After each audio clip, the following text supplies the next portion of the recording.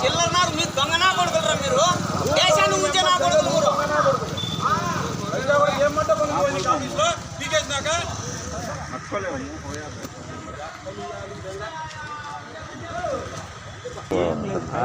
Ready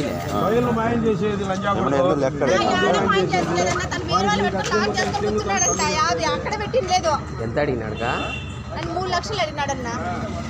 file ఒక్కటి అప్పచెప్పడానికి 3 లక్షలు అడిగినాడు.